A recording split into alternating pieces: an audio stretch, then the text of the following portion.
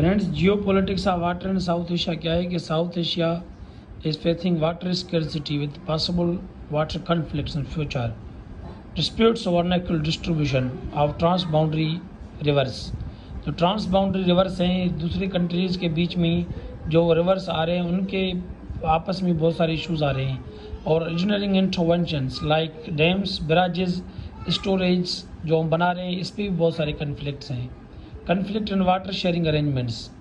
तो south Asia की जो आबादी 1.7 बिलियन है, 1/4 ऑफ वर्ल्ड पॉपुलेशन है, और हिमालय बेसिन जो पाकिस्तान में है वहाँ से आपकी पानी के फ्लोज होने शुरू करते हैं। ज़्यादा रिवर्स आपके इंडिया से होके फिर दूसरे कंट्रीज़ में जाते हैं। तो ये पानी के issues Bangladesh, Bhutan, China, Nepal, India इनके बीच में आ रहे हैं। दो मेजर बेसिन्स हैं जिसको कहते हैं ट्राइब्यूटरीज या रिवर सिस्टम। वो क्या है? GBM है और इंडस रिवर सिस्टम है। गैंग्स, ब्रह्मपुत्रा और मेघना रिवर सिस्टम और इंडस रिवर सिस्टम, ये दो सिस्टम हैं पूरे एशिया में जो काम कर रहे हैं। इनमें बहुत सारे रिवर्स आते हैं जैसे इंडस, झेलम, चिनाब, रावी, बी, सतलज, ये इंडस रिवर सिस्टम के पार्ट्स हैं। और दूसरे जो आपकी गंगा है, गैंग्स रिवर, और आपके टेस्टा रिवर हैं और यमुना रिवर हैं, ये सारे आपके GBM जो रिवर सिस्टम है उसके पार्ट्स, उसके मतलब ट्राइब्यूटरीज हैं। तो Asia per capita water availability ये ड्रॉप हुआ है 70% 1950 से, बहुत पानी कम हो गया है। और जो आपकी रिपेरियन कंट्रीज़ हैं, एक होता है अपर रिपेरियन जो आपके ऊपर बैठे हुए हैं अप स्ट्रीम में, और लोअर रिपेरियन डाउन स्ट्रीम में। जो डाउन स्ट्रीम में कंट्रीज़ आपके हैं वो उनके साथ बहुत बड़ा इशूज़ है, कंपटीशन ओवर वाटर रिसोर्सेज चल रहे हैं। कन्फ्लिक्ट क्रिएट्स हिंड्रेंसेज, इनके बीच में कन्फ्लिक्ट चल रहे हैं और उनको सोल्यूशन करने के लिए कन्फ्लिक्ट रेजोल्यूशन मेथड्स वो हैं नहीं जिनको हम एडाप्ट करके इनके बीच में पानी के इश्यूज सॉल्व करें। We are facing conflicts and there is no solution, or there is a more competition of war but less competition of cooperation। India hegemonic behaviour जो है उसने बहुत इस फैक्टर को इंटेंस कर दिया है, वाटर फैक्टर को, जिसको कहते हैं एक्वा वार को इंटेंस कर दिया है, क्योंकि India unilaterally diverting water of different rivers and creating a mistrust। India turned blind eyes on the international law practices, Indus Water Treaty, टेस्टा law, उसके अलावा ब्रह्मपुत्रा ट्रीटी और बांग्लादेश इंडिया ट्रीटी, इसके सारी इंडिया जो है वायलेशन कर रहा है। चाइना के साथ भी इसके वायलेशन चल रहे हैं इंटरनेशनल लॉ के। माइकल कोगलमैन ने कहा है कि water scarcity issue is main source of conflict in the sub continent in A future and nature of dispute will remain political. कि पानी का जो इशू है वो पॉलिटिकली मैनिफेस्टेड इशू है, और जैसे इंडिया और पाकिस्तान के बीच में ये बहुत ही इंटेंस इसने अख्तियार किया हुआ है, और this is type of asymmetric warfare. According to geo politics of Asia, water is main source of conflict and cooperation. Water जो है मेन सोर्स ऑफ कन्फ्लिक्ट भी एशिया में है और कोऑपरेशन के भी चांसेस हैं।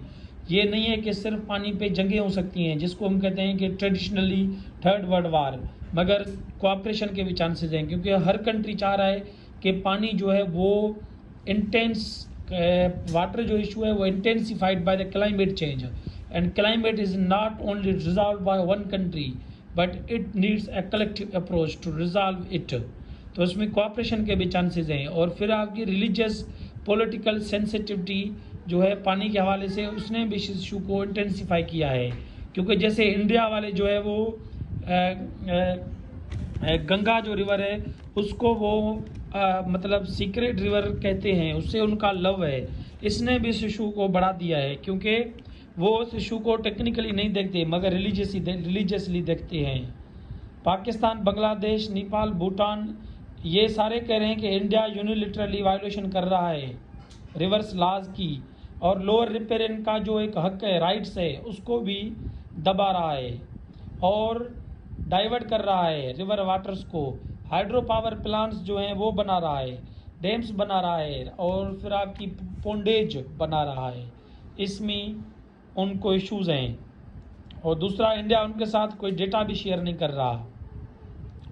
रिलीजियस पॉलिटिकल ये है कि जमुना और गैंग्स रिवर को इंडिया कहता है कि ये रिलीजियसली सीक्रेट हैं, और आरएसएस जो गवर्नमेंट है, जैसे कि मोदी की गवर्नमेंट, उसने बहुत सारे कंट्रीज़ के पानी को डाइवर्ट कर रहा है और कह रहा है कि इसको स्टॉप करो, और टेस्टा जो रिवर एग्रीमेंट है इंडिया और बांग्लादेश के बीच में, इसको भी ये नहीं होने दे रहे हैं, क्योंकि बांग्लादेश ये चाह रहा है कि भाई मेरे पास पानी का अभी इशू नहीं है, मगर जब इशू हो जाता है समर में तो आप मेरा पानी रोक लेते हो, तो काइंडली मेरे साथ टेस्टा एग्रीमेंट करो। टेस्टा रिवर पर, ये एक रिवर है जो आपकी ब्रह्मपुत्रा और गैंग्स रिवर से होता है, इंडिया बांग्लादेश में आके फॉल करता है और बे ऑफ बंगाल में।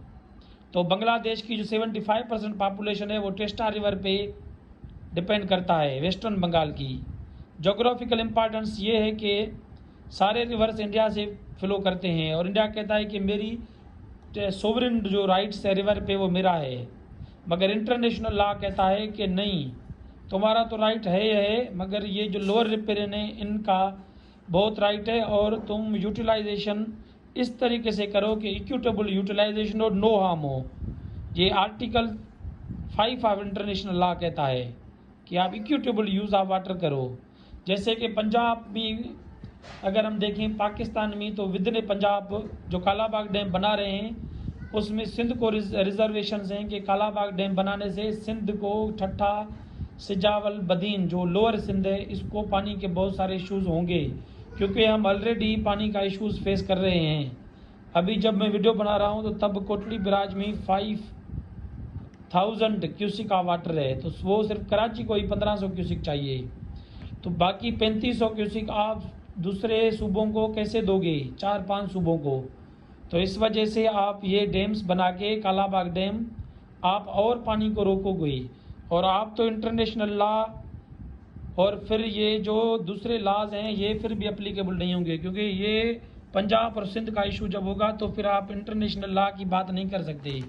तो इस वजह से ये सूबे कह रहे हैं कि हम इस प्रोजेक्ट को प्रपोज नहीं करेंगे, और सीसीआई ने रिजेक्ट किया है इस प्रोजेक्ट को भी। तो फिर ये जो वाटर के इश्यूज़ हैं साउथ एशिया में, हम उनको डिस्कस कर रहे हैं।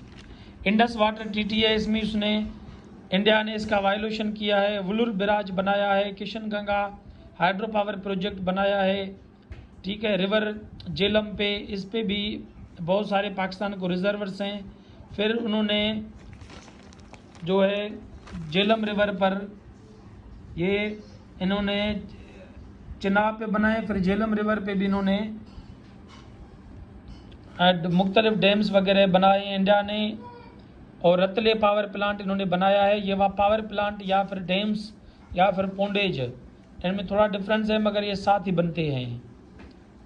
और इंडिया कहता है कि परमिसिबल और रिस्ट्रिक्ट प्रोविज़न जो है वो इंक्लूसिव ऑफ परमिसिबल के मुझे परमिशन है इंडस वाटर ट्रीटी के आर्टिकल 2 से, कि जो ईस्टर्न रिवर इंडिया के हैं, वेस्टर्न रिवर पाकिस्तान के हैं, कि दोनों कंट्रीज एक दूसरे के रिवर नॉन जो है run of river hydro power projects बना सकते हैं। उसमें यह है कि बिजली बनाएंगे मगर पानी को कंजम्पटिव यूज़ और इरिगेशन यूज़ के लिए काम नहीं करेंगे।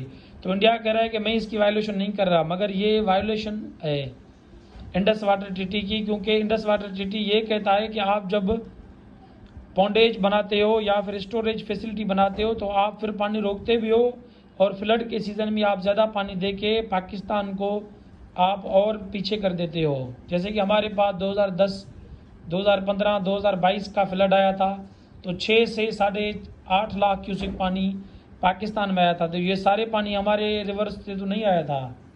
ये इंडिया ने भी इसको वाटर पॉलिटिक्स करके इंडिया ने और पानी अपना डाइवर्ट करके पाकिस्तान को दिया था। लार्ज स्केल डाइवर्जन कर रहा है, कंस्ट्रक्शन डैम्स बना रहा है। और जब एनालिसिस ऑफ वाटर अवेलेबिलिटी करें तो गैंग्स, ब्रह्मपुत्रा और मेघना रिवर में 3500 क्यूबिक मीटर है पानी की पर कैप्टा, और इंडस में सिर्फ 1300 है। और पाकिस्तान में पहले हमारे पास 5000 क्यूसिक था, मगर ये 2010 तक हमारा 1000 मीटर क्यूब या क्यूबिक मीटर पानी हमारे पास है। और तो जिसको कहते हैं कि पानी वाटर स्केर्सिटी या वाटर स्ट्रेस लेवल पे हम पहुंच चुके हैं। 1000 से कम हो तो वर्ल्ड बैंक और एशियन डेवलपमेंट बैंक कहते हैं वाटर स्ट्रेस कंट्री हो। 2037 तक हम 711 क्यूबिक मीटर पे पहुंच जाएंगे। एशियन डेवलपमेंट बैंक कहता है कि Pakistan is one of the most water stress country in the world. India के पास 2500 है, पाकिस्तान के पास 1000 तक पहुँचे हैं हम, अभी 1000 से भी कम हो गया है, और चाइना 2200 है। तो देखें कितना पानी का शार्टेज हमारे पास है। और फिर पाकिस्तान और इंडिया के बीच में हाई कन्फ्लिक्ट और लो कोऑपरेशन के चांसेस हैं। ये सेम फिर आपकी बांग्लादेश और इंडिया के साथ भी हैं। फिर लोअर रिपेरियन का जो हक है वो इंडिया खा रहा है, और इंडिया बांग्लादेश को भी नहीं छोड़ रहा कि टेस्टा रिवर एग्रीमेंट नहीं कर रहा, और गैंग्स वाटर ट्रीटी पे भी इंडिया कोऑपरेशन नहीं कर रहा। फिर नेपाल और इंडिया के साथ अगर देखें तो हाई कॉन्फ्लिक्ट और हाई कोऑपरेशन के चांसेस हैं, क्योंकि नेपाल ये चाह रहा है कि मुझे हक दो कि मैं अपने डैम्स बनाऊं और वाटर रिजर्व फैसिलिटीज़ बनाऊं, जैसे उसमें से और जनरेशन करूं इलेक्ट्रिसिटी का और दूसरे कंट्रीज़ को सेल करूं और पैसे कमाऊं। मगर इंडिया उसको नहीं छोड़ रहा। सुआकली ट्रीटी 1816 में हुआ था ब्रिटिश के साथ नेपाल का। तो ये कहते हैं कि इस ट्रीटी को आप इसकी और इंटरप्रिटेशन करके इस ट्रीटी को अप्लीकेबल करो, मगर इंडिया नहीं कर रहा। भूटान के साथ लो कन्फ्लिक्ट और लो कोऑपरेशन के चांसेस हैं, क्योंकि भूटान के पास पानी अभी बहुत है। वो भी कहते हैं कि हमें अलो करो कि वाटर स्टोरेज फैसिलिटीज़ बनाए, मगर इंडिया उनको दबा रहा है। हेजमोनिक टेंडेंसीज, हेजमोनिक पावर दिखा रहा है कि नहीं छोड़ूंगा तुम लोगों को कि अपने डैम्स बनाओ, रिजर्व फैसिलिटीज़ बनाओ, तुम लोग ऐसे ही ठीक हो, इंडिया उनको कहता है। चाइना और इंडिया के साथ हाई कन्फ्लिक्ट के चांसेस हैं और कोऑपरेशन बहुत कम है, क्योंकि तिब्बत जो चाइना से निकलता है और चाइना कहता है कि थोड़ा अगर तुम ड्रामेबाजी मेरे साथ करोगे तो मैं आपकी जो पानी है रिवर्स का वो डाइवर्ट भी कर सकता हूँ। इस वजह से मुझे किसी चीज़ की टेंशन नहीं है। यहाँ पे इंडिया को ज़्यादा नुकसान है। और ये नेपाल और भूटान फिर इंडिया से पानी लेते हैं, फिर यहाँ इंडिया को फ़ायदा है। और पाकिस्तान के केस में भी इंडिया ऊपर है, तो इंडिया को और फ़ायदे हैं। अभी तो इंडिया ने फरवरी 2023 में लेटर लिखा है पाकिस्तान को कि तुम्हारे पास 3 महीने हैं, अगर तुम अमेंडमेंट करोगे इंडस वाटर ट्रीटी में, मैं वहाँ पे जैसे इन रिवर्स पे हाइड्रो पावर प्लांट्स लगाऊं, अलो करोगे तो ठीक है, वरना 3 महीने के बाद मैं तुम्हारा पानी बंद कर दूंगा। देखते हैं अभी इसका क्या होता है।